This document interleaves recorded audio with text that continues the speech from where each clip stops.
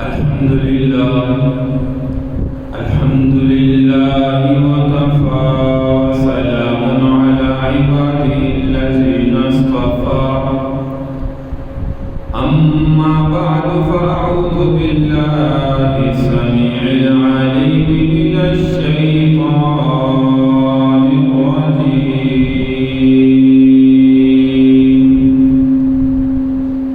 بسم الله وباسم عرش كتاب الله الرحمن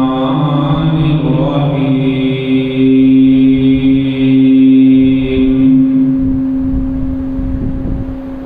ولله على الناس حج البيت من استطاع إليه سبيلا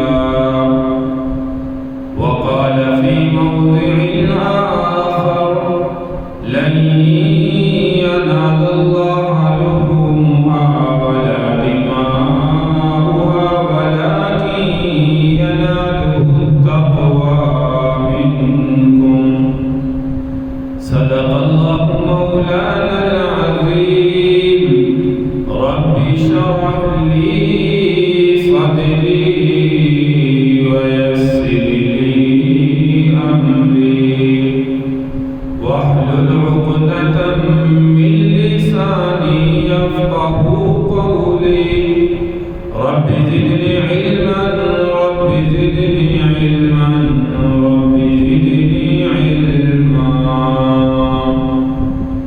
سبحانك لا علم لنا إلا ما علمتنا إنك أنت العليم الحكيم يا رب صل وسلم دائما أبدا على حبيبك خير الخلق كلهم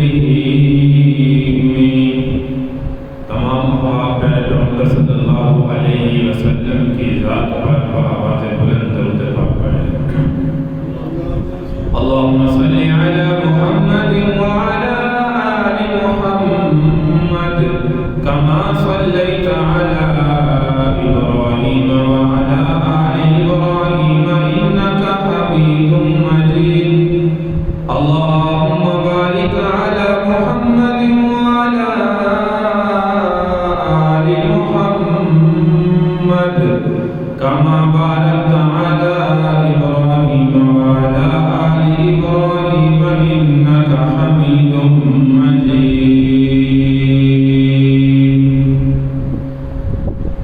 قابل صدر کرام سامعین کرام بزرگوں دوستوں پردہ نشین ماں بہنوں ذوالقعدہ کا مہینہ چل رہا ہے ذوالقعدہ کا مہینہ اسلامی مہینوں کے اعتبار سے 11واں مہینہ بنتا ہے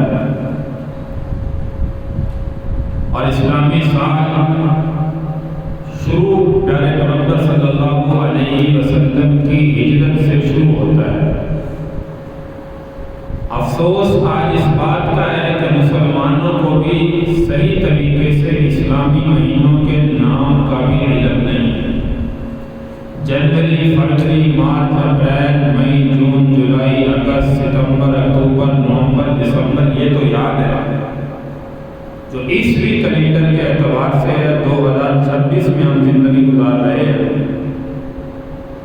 عیسوی کیلنڈر یاد رکھیے حضرت عیسیٰ علیہ السلام کی پیدائش سے شروع ہوا آج 2026 چل رہا ہے حضرت عیسیٰ علیہ السلام کی پیدائش کو سمجھیے کہ 2026 سال ہو چکے اور 1447 ہجری اسلامی سال کے اعتبار سے ہم جس میں زندگی گزار رہے ہیں 53 سال کی عمر میں پیارے پیغمبر صلی اللہ علیہ وسلم نے مکہ سے مدینہ میں ہجرت فرمائی یہ ہجرت کا جو پہلا سال یکم ہجری اس کو کہا جاتا ہے 1447 میں ہم زندگی گزار رہے ہیں یہ حضور علیہ السلام کی پسندیدہ اسلامی سال کے مہینے کے جو ہے وہ اعتبار سے یکم ہجری اس وقت سے شروع ہوا اور اسلامی سال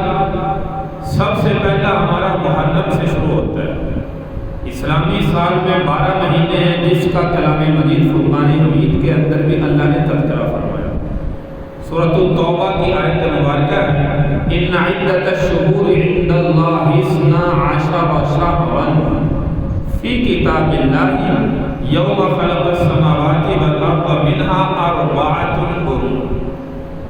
فرمایا ان عدۃ الشہور عند اللہ، اللہ کے ہاں مہینوں کی تعداد جو ہے وہ گنتی کے اعتبار سے 12 مہینے ہیں۔ یہ اللہ کا قرآن اعلان کر رہا ہے 12 مہینے۔ ہمارا اسلامی سال جو ہے وہ محرم سے شروع ہوتا ہے اور ذی الحجہ پہ جا کے سال ختم ہوتا ہے۔ محرم، صفر، ربیع الاول، ربیع الثانی، جمادی الاولیٰ، جمادی الثانی، رجب، شعبان، رمضان، شوال، ذی القعدہ اور ذی الحجہ، یہ ہمارے اسلامی سال کے 12 مہینے بنتے ہیں، جس کا کلام مجید فرقان حمید کی اس آیت مبارکہ کے اندر بھی جو ہے وہ اللہ تبارک و تعالی نے تعداد و شمار جو ہے وہ اس کا ذکر فرمایا۔ یوم خلق السماوات والارض منها 4 حرم۔ ویسے تو اللہ نے جب سے کائنات کو وجود بخشا اس وقت سے جو ہے وہ مہینوں کا، سالوں کا جو ہے وہ اعتبار ہے، اعداد و شمار ہے، لیکن یہ عیسوی کیلنڈر اور اسلامی سال آپ کے سامنے جو ہے وہ ذکر کیا۔ منہا 4 حرم، فرمایا 4 حرمت کے مہینے۔ یہ اللہ تبارک و تعالیٰ نے فرمایا 4 حرمت کے مہینے۔ حرمت کے مہینے کون سے ہیں؟ فرمایا وہ سب سے پہلا یہی مہینہ جس میں ہم زندگی گزار رہے ہیں، جو حج کا دوسرا مہینہ سمجھا جاتا ہے، ذی القعدہ جس کو کہتے ہیں، اور دوسرا حرمت کا مہینہ ذی الحجہ، اور اس کے بعد تیسرا محرم، اور چوتھا جو ہے وہ رجب کا مہینہ ہے۔ یہ 3 مہینے مسلسل ہیں، ذی القعدہ، ذی الحجہ، محرم، اور چوتھا مہینہ جو ہے وہ رجب۔ ذی القعدہ کو ذی القعدہ کیوں کہا جاتا ہے؟ اس میں بھی جو ہے وہ ہمیں یاد رکھنا چاہیے، کیونکہ ہم مسلمان ہیں اور مسلمان کو اسلامی سال کے مہینوں کے نام کا بھی پتہ ہونا چاہیے کہ ہمارے پیارے پیغمبر صلی اللہ علیہ وسلم نے مکہ سے مدینہ میں کب ہجرت فرمائی اور اسلامی سال کب سے جو ہے وہ کیسے شروع ہوا۔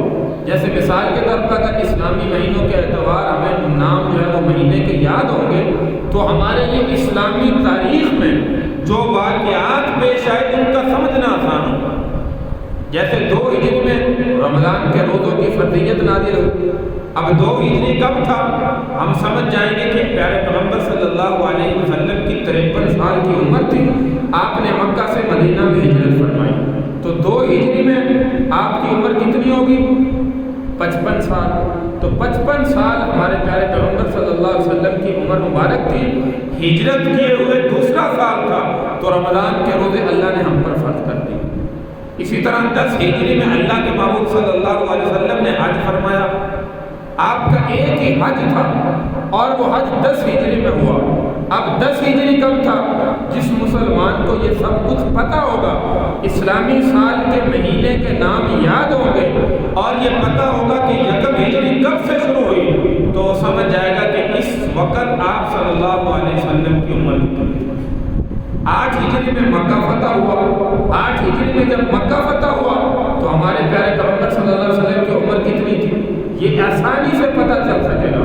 تو یہ تمام تر واقعات اسلامی تاریخ کے اعتبار سے اس وقت ہمیں آسانی سے پتہ چلے گا کہ جب یہ ہجرت کے مہینے کے اعتبار سے ہمیں جو ہے وہ اسلامی سال کے مہینے کے نام یاد ہوں۔ تو اس لیے میرے بھائی مسلمانوں کو ہمیں اسلام سے محبت ہے تو ہمیں جو ہے اسلامی سال کے مہینے کے نام میں جو ہے وہ یاد ہونا چاہیے۔ تو میں ذکر کرنا تھا کہ ذو القعدہ کو ذو القعدہ کیوں کہا جاتا ہے؟ ذو القعدہ کا عربی زبان میں کلمہ بنتا ہے بیٹھنے والا، بیٹھنے والا، قعد بیٹھنے کو کہتے ہیں۔ تو بیٹھنے والا مہینہ کیوں کہا جاتا ہے؟ اس کا مطلب یہ کہ نہیں کہ اس مہینے میں انسان کھڑا نہیں ہو سکتا، بیٹھا ہی رہے، نہیں میرے بھائی۔ ذی القعدہ کا مہینہ دیکھیے کہ حرمت کے مہینے اللہ نے فرمایا ان عدۃ الشہور عند اللہ 12 شہرا فی کتاب اللہ یوم خلق السماوات والارض منها 4 حرم، 4 مہینے حرمت کے۔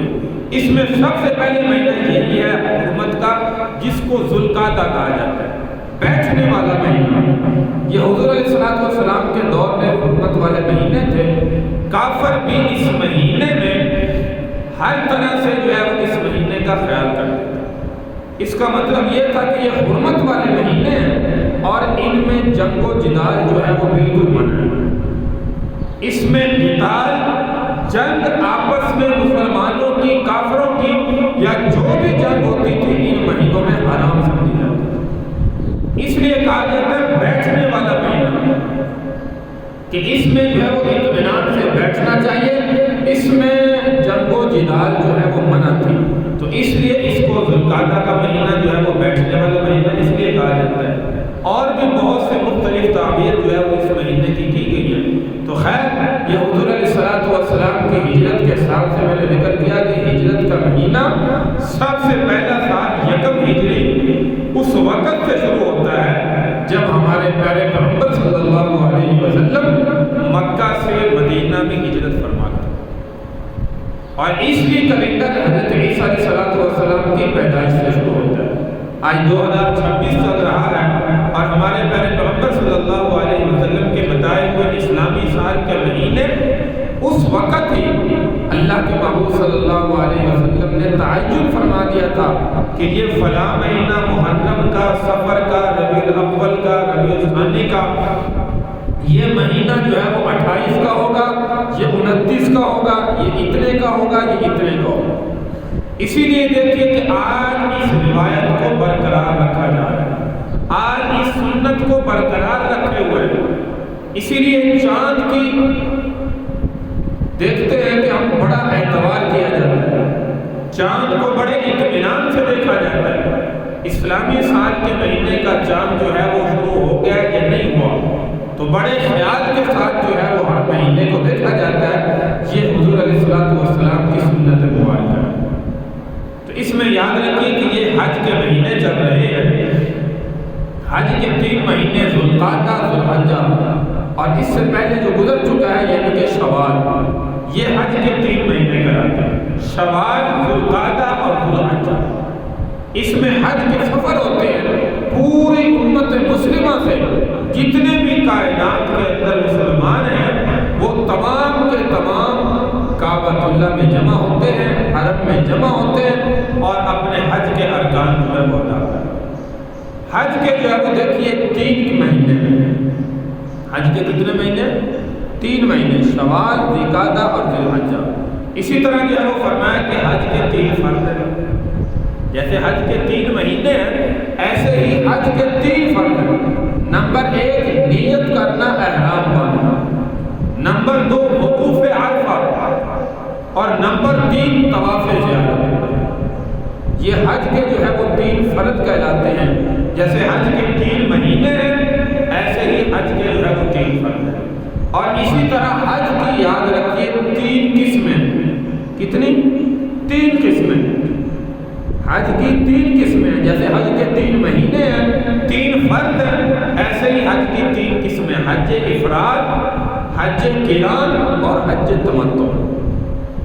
اب جو ہے وہ یہ کہتے ہیں حج افراد کہا جاتا ہے کہ میقات سے حج پہ جانے والا مسلمان بندہ صرف حج کا احرام باندھے، اس کو حج افراد کہا جاتا ہے۔ حج کے ارکان سے فارغ ہو اور اس کے بعد جو ہے فرمایا جب کنکریاں مار لے 10 ذی الحجہ کو، کنکریوں کے بعد قربانی کا عمل کر لے، اس کے بعد سر کو جو ہے وہ غسل کروائے، منڈوائے، تو یہ حج کا احرام جو ہے وہ کھل جاتا ہے۔ صرف حج کا احرام باندھنا اس کو حج افراد کہا جاتا ہے۔ دوسری قسم ہے حج قران، جو پیارے پیغمبر صلی اللہ علیہ وسلم نے زندگی میں صرف ایک ہی حج فرمایا، وہ حج قران تھا۔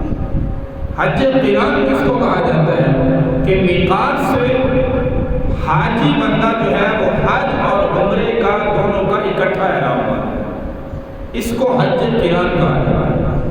یعنی پہلے عمرہ کرے، عمرہ کرنے کے بعد احرام نہ کھولے، اسی طرح اسی احرام میں فرمایا وہ حج کے مکمل طور پر ارکان ادا کرے، اور اس کے بعد جب احرام کھولے گا قربانی کا عمل کرنے کے بعد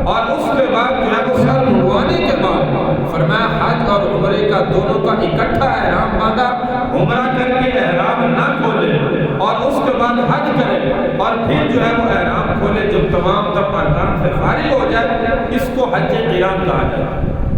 اور تیسری قسم ہے حج تمتع۔ حج تمتع کہتے ہیں کہ پہلے مسلمان جو ہے وہ عمرہ کی نیت کرے، عمرہ کرنے کے بعد احرام کھول دے، پابندیوں سے فارغ ہو گیا، آزاد ہو گیا، اس کے بعد 8 ذی الحجہ کو دوبارہ پھر حج کا احرام باندھے، اس کو حج تمتع کہا جاتا ہے۔ پہلے پیغمبر صلی اللہ علیہ وسلم نے جو زندگی میں 10 ذی الحجہ کو ایک ہی حج کیا اور وہ حج قران تھا، یعنی دونوں کا اکٹھا آپ نے احرام باندھا۔ حضرت علی جو رضی اللہ تعالیٰ عنہ کہیں سفر پر تھے، وہ بھی وہیں سے احرام باندھ کے جب سیدھا حرم میں پہنچے، پیارے پیغمبر صلی اللہ علیہ وسلم کی خدمت میں آئے، سیدہ فاطمہ زہرا رضی اللہ تعالیٰ عنہ بھی موجود تھی، آپ نے بھی جو ہے وہ احرام باندھا تھا، تو آپ نے حج تمتع کا احرام باندھا۔ تو حضرت علی جو مرتضیٰ شیخ خدا رضی اللہ عنہ تشریف لائے تو اللہ کے محبوب صلی اللہ علیہ وسلم نے فرمایا، علی تم نے نیت کیا کی تھی؟ جب حضرت فاطمہ زہرا رضی اللہ تعالیٰ عنہ کو دیکھا کہ آپ نے عمرہ کرنے کے بعد احرام کھول دیا، تو حضرت علی رضی اللہ تعالیٰ نے سوال کیا کہ فاطمہ تو نے احرام کیوں کھول دیا؟ تو اللہ کے محبوب صلی اللہ علیہ وسلم سے پوچھا، یا رسول اللہ میں کیا کروں گا؟ تو حضور نے فرمایا، علی تم نے احرام باندھتے وقت نیت کیا کی تھی؟ تو حضرت علی خدا رضی اللہ عنہ نے فرمایا، یا رسول اللہ میں نے نیت کی تھی کہ جو میرے اللہ کے محبوب کی نیت ہے وہی میری نیت ہے۔ تو حضور نے فرمایا کہ میری تو حج قران کی نیت تھی، فرمایا کہ میری بھی وہی نیت ہے۔ تو حضور علیہ السلام نے بھی حج قران فرمایا تھا ہجری میں، حضرت علی مرتضیٰ شیخ خدا رضی اللہ تعالیٰ نے حج قران فرمایا، اور حضرت فاطمہ زہرا رضی اللہ تعالیٰ نے حج تمتع فرمایا۔ تو سب سے افضل حج جو ہے وہ حج قران کہلاتا ہے، یعنی حج اور عمرہ کا دونوں کا اکٹھا احرام باندھنا۔ حج تمتع بھی جائز ہے، یہ نہیں کہ جائز نہیں ہے۔ حضور علیہ السلام نے اس حج میں اظہار فرمایا، اپنے خیالات کا اظہار فرماتے ہوئے کہا کہ انشاءاللہ اگر آئندہ سال میں زندہ رہا تو میں حج تمتع بھی کروں گا۔ تو 11 ہجری میں اللہ کے محبوب صلی اللہ علیہ وسلم کا انتقال ہو گیا، آپ دنیا سے رخصت ہو گئے، اس لیے آپ نے زندگی میں ایک ہی حج کیا اور وہ حج قران تھا۔ تو یہ حج کی 3 قسمیں ہیں، حج کے 3 مہینے ہیں، حج کے 3 فرض ہیں، اور حج کی 3 قسمیں ہیں، حج افراد، حج قران، حج تمتع۔ دعا ہے کہ اللہ تبارک و تعالی ہم سب مسلمانوں کو زندگی میں بار بار حج کی، عمرہ کی، سعادت کی توفیق عطا فرمائے۔ یہ اللہ تبارک و تعالیٰ کی ذات کا بڑا کرم اور بڑا احسان ہوتا ہے۔ اور میں نے گزشتہ بھی کہا کہ جب حج مسلمان بندے پر فرض ہو جائے اس کو جلد سے جلد ادا کرنا چاہیے۔ جیسے نماز فرض ہے، اس میں کوتاہی نہیں کرنی چاہیے، جب وقت ہو ان الصلاۃ کانت علی المؤمنین کتابا موقوتا، نماز وقت مقررہ پر مسلمان پر فرض کی ہے، ہمیں جو ہے وہ فوراً نماز کو ادا کرنا چاہیے، زیادہ جو ہے وہ دیر نہیں کرنی چاہیے۔ ایسے ہی جب حج فرض ہو جائے تو فی الفور جو ہے وہ حج کی ادائیگی جو ہے وہ لازمی کرنی چاہیے، حج میں تاخیر نہیں کرنی چاہیے۔ اگر تاخیر ہوگی، انسان دنیا سے چلا گیا، صاحب استطاعت بھی تھا، طاقت رکھتا تھا، حج فرض تھی، تو یاد رکھو کہ پھر حج بدل کرنا پڑتا۔ تو اس لیے زندگی میں کوشش کریں کہ جب حج فرض ہو جائے، آج کل مثال کے طور پر جو ہے وہ 14-15 لاکھ کی ملکیت انسان کے پاس موجود ہے، آنے جانے کا خرچ موجود ہے، پیچھے گھر والوں کے لیے خرچ اتنا چھوڑ کے جائے کہ واپس آنے تک ان کو کسی چیز کی ضرورت نہ پڑے، تو اس بندے پر حج ہمارے 2026 میں جس سال میں ہم زندگی گزار رہے ہیں، اتنا پیسہ انسان کی ملکیت میں موجود ہے، تو یاد رکھیے اس بندے پر حج جو ہے وہ فرض ہو جاتا ہے۔ اور ایسے بندے کو جلدی کوشش کرنی چاہیے کہ وہ حج کا فریضہ ادا کرے۔ اگر نہیں کرے گا، اسی طرح دنیا سے چلا گیا، تو یاد رکھو کہ پھر وہ انسان پیارے پیغمبر صلی اللہ علیہ وسلم کی حدیث مبارکہ کی وعید میں آ جاتا ہے۔ وعید کیا؟ فرمایا جس بندے پر حج فرض ہو گیا، لیکن زندگی میں اس نے پھر بھی حج نہ کیا، دنیا کمانے کے لالچ میں لگا رہا، دنیا اکٹھی کرنے کے لالچ میں لگا رہا۔ فرمایا کہ اگر اسی طرح دنیا سے وفات پا جائے تو ہمیں اس سے کوئی غرض نہیں کہ وہ منافق ہو کر مرے یا کس حال میں۔ تو یہ حضور علیہ السلام کی اتنی سخت وعید ہے، اس لیے میرے بھائی زندگی میں حج فرض ہو چکا ہے تو یاد رکھیں کہ اس کو جلد سے جلد ادا کرنے کی کوشش کریں۔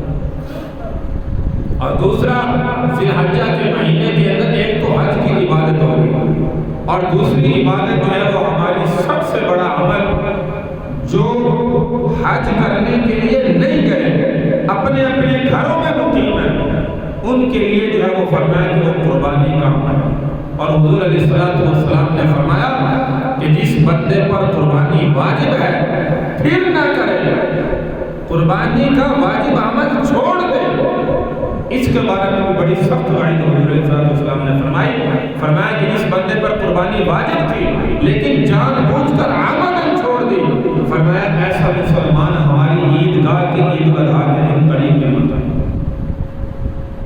عید کے قریب آنے سے تو کافر کو روکا جاتا ہے، مسلمان کو تو نہیں، لیکن مسلمان بندے کے لیے حضور علیہ السلام کا اپنے امتی کے لیے اظہار خیال دیکھیے کہ جس بندے پر قربانی کا عمل واجب تھا لیکن اس نے پھر بھی نہ ادا کیا، ایسے مسلمان کے لیے حضور علیہ السلام کے اتنے سخت جملے کہ وہ ہماری عیدگاہ کے قریب بھی مت آئے۔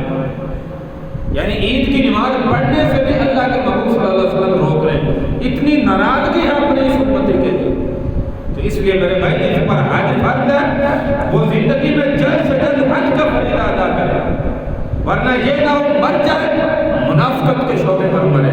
حدیث مبارکہ کی روشنی میں کہ جس پر حج فرض ہے بغیر فرض ادا کیے، فرمایا وہ دنیا سے چلا گیا بغیر کسی عمل مجبوری کے، اس نے چھوڑ دیا، فرمایا کہ وہ چاہے منافق ہو کر مرے ہمیں اس کی کوئی پرواہ نہیں۔ تو یہ دو عبادتیں ذی الحجہ کے مہینے کے اندر مسلمان کے لیے سب سے بڑی قیمتی عمل ہے۔ اور قربانی کا عمل میں مسلمان اکثر کہیں کہ جی ہر سال میں قربانی کرتا ہوں، اس سال قربانی کا عمل رہنے دیتا ہوں، یہ پیسہ میں غریبوں میں تقسیم کر دیتا ہوں، یہ اس سے بڑا ثواب ہے۔ کسی بچی کی شادی ہوگی اس کے جہیز میں پیسے دے دیتا ہوں، کسی غریب کی مدد کر دیتا ہوں، اس سال میں ایسا عمل کرتا ہوں قربانی رہنے دیتا ہوں۔ تو یاد رکھیے کہ یہ بندہ کبیرہ گناہ کا مرتکب ہے، کیونکہ سب سے بڑا عمل عید الاضحیٰ کے دن 10 ذی الحجہ کے دن مسلمان کے لیے ہے، جو صاحب نصاب بندہ ہے، فرمایا اس کے لیے سب سے بڑا عمل یہ ہے وہ جانور کو اللہ کے نام پر جو ہے قربان کرے۔ اب اگر مسلمان کہے کہ نہیں بھائی میں اتنا پیسہ جو ہے وہ یہاں پر خرچ کروں تو میں اسے کوئی اور نیکی کر لیتا ہوں، تو یاد رکھیے حدیث مبارکہ موجود ہے، حضور علیہ السلام نے فرمایا کہ سب سے بڑا عمل مسلمان کے لیے قربانی کے دن 10 ذی الحجہ کے دن یہی ہے کہ وہ جانور کو اللہ کے نام پر جو ہے وہ قربان کرے، اس کا خون جو ہے وہ اپنے ہاتھوں سے۔ تو اس لیے میرے بھائی قربانی واجب ہے، ہر حال میں جو ہے وہ ادا کرے۔ جیسے آگے پیچھے جو ہے وہ ضروریات ہیں، انسان کہتا ہے اپنے ضروریات کو پورا کر لو، چاہے قرض پکڑ کر کروں کیسے بھی کروں۔ ہاں اگر ایسا بندہ ہے جو صاحب نصاب نہیں ہے یا صاحب نصاب ہے، اس پر اتنا قرض ہے کہ وہ قرض ادا کرے تو صاحب نصاب نہیں رہتا، تو پھر اس بندے پر قربانی کا عمل واجب نہیں، وہ اپنا قرض جو ہے وہ ادا کرے، کیونکہ قرض کا ایک عمل ایسا ہے، یہاں سے یاد رکھیے کہ مسلمان بندہ دنیا چھوڑ کر چلا بھی جائے اور اللہ سے معافی مانگ کر جائے، وفات پا جائے، فرمایا کہ اس کے سارے عمل سارے گناہ اللہ تبارک و تعالیٰ جو ہے وہ معاف فرما دے گا، توبہ سے، معافی سے، استغفار سے۔ لیکن یہ عمل ایسا ہے جو حقوق العباد کے متعلق ہے، یہ اس کا پھر بھی معاف نہیں ہوگا۔ یعنی کسی کا قرض دینا ہے، اسی طرح چلا گیا تو یاد رکھو کہ اس کی کبھی بھی معافی نہیں۔ جیسے حضور علیہ السلام اکثر جنازہ پڑھانے سے پہلے مسلمانوں کا پوچھتے کہ اس بھائی کے ذمے کسی کا قرض تو نہیں؟ اگر لوگ کہتے کہ ہے، حضور علیہ السلام پیچھے رہتے، اس کا جنازہ نہیں پڑھاتے تھے۔ اگر کوئی رشتے دار آئے تو اقارب ذمہ داری لے لیتا تھا، تو پھر حضور علیہ السلام اس کا جنازہ پڑھاتے تھے۔ جیسے ہمارے جنازوں پر ذمہ داری لی جاتی ہے، لیکن افسوس یہ کہ بعد میں بہت سے لوگ ایسے دیکھتے ہیں کہ وہ ادا بھی نہیں کرتے۔ تو یاد رکھو کہ وہ میت کے لیے بڑی سخت وعید ہے، میت کے لیے قبر میں عذاب کا سبب ہے۔ اس لیے اگر ذمہ داری لی ہے، آپ کا باپ چلا گیا، آپ کا بھائی چلا گیا، کوئی چلا گیا، یہ قرض کی ذمہ داری میرے بھائی لی ہے تو اس کو دنیا میں جلد سے جلد ادا کریں۔ اسی طرح فرمایا کہ حج کے اعمال، حج کے ارکان، مسلمان جب ایک ایک رکن ادا کرتا ہے، مثال کے طور پر جو ہے وہ رمی کرتا ہے، شیطان کو کنکریاں مارتا ہے، ایک ایک کنکری پر فرمایا اللہ تبارک و تعالیٰ اس کے ہزاروں کی تعداد میں گناہوں کو معاف فرماتا ہے۔ اور جب میدان عرفات میں مسلمان اپنے اللہ سے معافی مانگتا ہے، رو رو کر گڑا کر، فرمایا اللہ تبارک و تعالیٰ مسلمان کی تمام تر زندگی کے گناہوں کو معاف فرماتا ہے، سوائے حقوق العباد کے۔ دیکھیے حج کے ارکان ادا کرتے ہوئے بھی حدیث مبارکہ میں بشارت موجود ہے۔ حضور علیہ السلام نے فرمایا جس نے اطمینان کے ساتھ حج کے ارکان ادا کیے، شرائط کا خیال رکھتے ہوئے، فرمایا اللہ تبارک و تعالیٰ اس کو گناہوں سے ایسے پاک صاف کر دیتی ہیں جیسے مسلمان معصوم بچہ ماں کے پیٹ سے ابھی ابھی پیدا ہوا۔ تمام تر گناہ سوائے حقوق العباد، یہ اس وقت بھی یاد رکھیے کہ مسلمان کے گناہ معاف ہوں۔ کسی کا حق کھایا، مثال کے طور پر مسلمان بندہ ہر سال حج کر رہا ہے، بیٹوں کو جائیداد بانٹ دی، بیٹیوں کا حصہ نہیں دیا۔ اب یہ مسلمان بندہ کہتا ہے کہ ہر سال میں حج کرتا ہوں، ہر سال اپنے گناہ معاف کرواؤں گا، تو یاد رکھیے کہ حقوق اللہ کے متعلق تو معاف ہو جاتے ہیں، لیکن جو حقوق العباد کا متعلق ہے، بھائی نے اپنی بہن کا حق کھایا ہے جائیداد میں سے، ماں باپ کی وراثت میں سے، جائیداد میں سے، زمین میں سے، کسی چیز میں سے، باپ نے اپنی بیٹیوں کا حق کھا رکھا ہے، بیٹوں کو تو ادا کر دیا، بھائیوں نے آپس میں بانٹ لیا، بہن کا حق ادا نہیں کیا، یاد رکھو کہ لاکھ حج کرے اس کے یہ گناہ پھر بھی معاف نہیں۔ اس لیے میرے بھائی ایسے اعمال پر توجہ دیا کریں، یہ نہ ہو ہم ہر سال حج بھی کرتے رہے، 5 وقت کی نماز بھی پڑھتے رہے، تہجد گزار بھی ہو، لیکن ہمارا یہ عمل حقوق العباد کا متعلق ایسا ہو۔ آج تک ہم نے جو ہے وہ کئی مرتبہ سنا ہوگا، بھائی اپنی زبان سے کہتے ہیں کہ بہن نے حق معاف کر دیا، بہن نے حق معاف کر دیا، چاہے اس نے نہ بھی کہا، وہ لینا نہیں چاہتے۔ کبھی آج تک زندگی میں ہم نے یہ بھی تاریخ میں سنا کہ بھائی نے کہا میں نے اپنا حق معاف کر کے میں نے اپنا حصہ اپنی بہن کو دیا۔ شاید زندگی میں ہم نے آج تک یہ نہ سنا کہ اپنا حصہ بھائی اپنی بہن کو دے دے۔ یہ تو ہم سنتے چلے آ رہے ہیں کہ بہن کہتے کہ میں نے اپنے بھائی کو حصہ دے دیا، کہہ بھی دے میرے بھائی پھر بھی دینا جو ہے وہ ہمارا حق ہے، آخرت کی ذمہ داری ہے کہ آخرت کی پکڑ سے ہم بچ سکیں۔ ہاں ادا کر دیں، وہ خوشی سے بعد میں جو ہے وہ معاف کر دے یا واپس آ کے دے دے، یہ الگ بات ہے، لیکن دینے سے پہلے بھائی کہے باپ کہے کہ بیٹیاں دینا نہیں چاہتی، یا بہن اپنے منہ سے ایک دفعہ کہہ دے کہ واپس اپنے باپ کے گھر میں آنا چاہتی ہوں۔ یہ نہ ہو کہ بھائیوں سے حق لے لو تو بھائی داخل نہ ہونے دے، وہ شاید اس وجہ سے کہے تو باپ کہتے ٹھیک ہے، بھائی کہتے ٹھیک ہے، وہ لینا نہیں چاہتی۔ تو میرے بھائی حقوق العباد کا جو ہے وہ زندگی میں خیال کریں، یہ سب سے بڑی جو ہے وہ عبادت ہے، سب سے بڑا جو ہے وہ عمل ہے جس کا ہم زندگی میں جو ہے وہ خیال نہیں کرتے۔ حقوق العباد کے متعلق کسی کی زمین غصب کی ہے، کسی کے پیسے کھائے ہیں، کسی کا حق کھایا، کسی پر زیادتی کی ہے، یاد رکھیے حج کریں گے سارے گناہ معاف ہو جائیں گے، لیکن یہ حقوق العباد کا متعلق معافی نہیں۔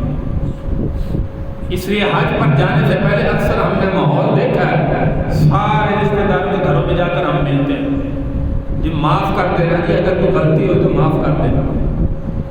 تو یہ میرے بھائی اپنی بیٹیاں اپنی بہنوں کے پاس بھی جا کر کہا کریں کہ معاف کر دیں، حق دینا اس کا حق ادا کریں، پھر معافی مانگیں۔ زبان سے صرف جو ہے وہ حق معاف نہیں ہوتا، اس لیے تمام تر معاملات کو درست کر کے، کیونکہ بندہ ایک نیک سفر پر جا رہا ہوتا ہے، تو نیک سفر پر جانے سے پہلے وہاں پہ گناہوں کی معافی کا ذریعہ ایک ایک قدم پر ہے، ایک ایک عمل پر ہے، ایک ایک قدم جو حج کے ارکان میں اٹھتا ہے، خدا کی قسم لاکھوں کی تعداد میں اللہ مسلمان کے گناہوں کو معاف فرماتا ہے۔ اسی لیے حدیث مبارکہ میں فرمایا انسان کے سارے گناہ حج کے ارکان میں معاف ہو جاتے ہیں۔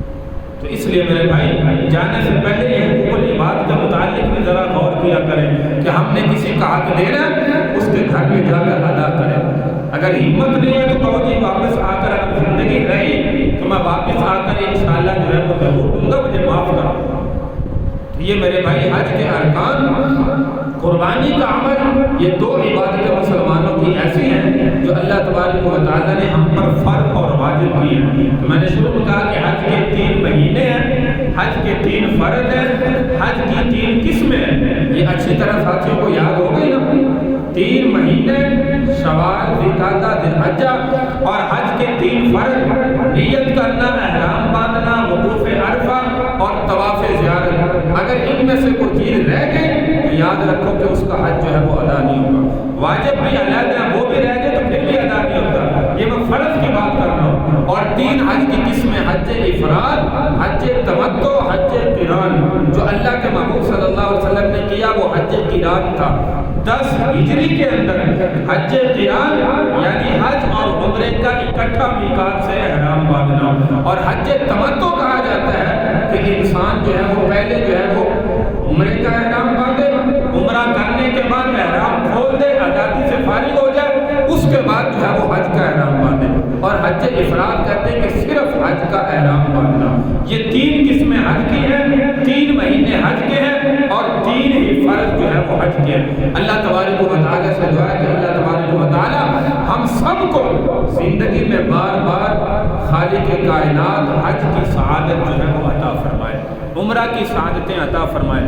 وہاں پہ جس نے ادا کیا ہے وہی جانتے ہیں ایک ایک رکن میں کتنی لذت ہے، کتنی اللہ کی طرف توجہ ہوتی ہے، اور کتنا جو ہے وہ اللہ کی طرف جو ہے وہ متوجہ ہو کر بندہ اپنے اللہ سے معافی مانگتا ہے۔ اس لیے میرے بھائی زندگی میں بار بار میں نے شروع میں کہا جس پر فرض ہو چکا ہے وہ کوتاہی نہ کرے، دیر نہ کرے، شاید اگلا لمحہ موت کا نہ ہو، فرض ادا کیے بغیر ہم زندگی سے جو ہے وہ چلے نہ جائیں۔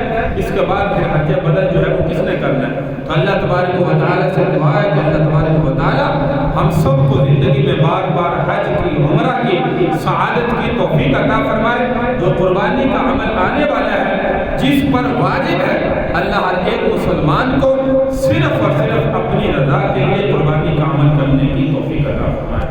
وآخر دعوانا ان الحمد للہ رب العالمین۔